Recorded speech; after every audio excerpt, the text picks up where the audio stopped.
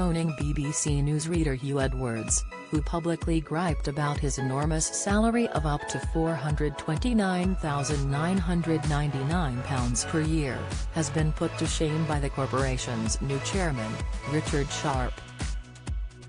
Sharp is donating his entire annual pay packet of £180,000 to charity and, I Can Disclose, has begun by pledging a large part of it to an opera house committed to bringing classical music to the masses. Richard loves excellence, that's what he's all about, says Wasfi Khani, founder of Grange Park Opera in Surrey, who confirms the donation.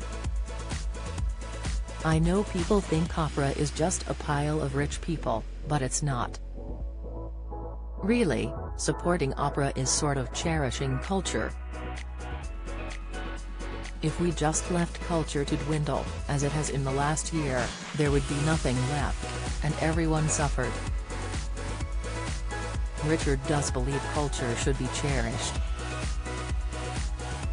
The former Goldman Sachs banker, 65, replaced Sir David Clemendi as BBC chairman in February. Khani has already earmarked part of Sharp's donation for a major new venture. "It's my new secret project," she tells me. "It's a wonderful project and it has a massive educational element, so 4,000 school children will benefit." Earlier this month, Edwards, who's the BBC's fourth highest-earning presenter, after Gary Lineker, Zoe Ball and Steve Wright, wailed that it was a nightmare and very tedious to have had his salary disclosed by the organisation. The AutoCue reader used to earn between £550,000 and £599,999 a year, but was one of 6 male presenters who agreed to take a pay cut in 2018 to redress the balance with female stars. His salary has gone down every year since, but has also on the books of the JLA agency and can be hired to present awards or give an after-dinner speech for £10,000 to £25,000. Michelin-starred restaurants often leave diners hungry, even after 12 courses. Now, MasterChef judge Marcus Waring is to make portions at his restaurant in Knightsbridge's The Berkeley Hotel even smaller, for very woke reasons. To help save the planet, he says, "I'm not going to take meat and fish off my plates, I'm not going to become vegan. What I will do is reduce that on the plate." So diners shelling out £49 for Galloway beef fillet may find more cauliflower than meat, and those who choose the £43 Herdwick clam with courgette could end up with more greens than they bargained for. Waring expects diners to be pleased with their paltry portions. After giving up big steaks, he says, "I feel better for it, and I believe that the workforce going back to their desks will do, too." Olympic boxer Nicola Adams looked the perfect partner to her girlfriend Ella Beggs Senders at a gala performance of Andrew Lloyd Webber's big new West End musical Cinderella. Adams, 38, won over Strictly Come Dancing fans last year when she competed as part of the show's first same-sex couple with Katya Jones. She has been with model and beauty blogger Ella, 23, for 3 years now. They already share a home and a pet dog, Brooklyn. And now they're talking about having children. "Yes, we want kids," Begg has said. Perhaps it's time for an engagement ring, or a fairy tale glass slipper? Pointless host Richard Osman has a problem with air travel, and not just when it comes to squeezing his 6 feet 7 inches frame into a seat. The author of The Thursday Murder Club says has always interrogated by border guards when he enters America. "My surname, Osman, is a Muslim and Turkish surname, so every time I go to the States I get stopped and questioned," says Osman, 50.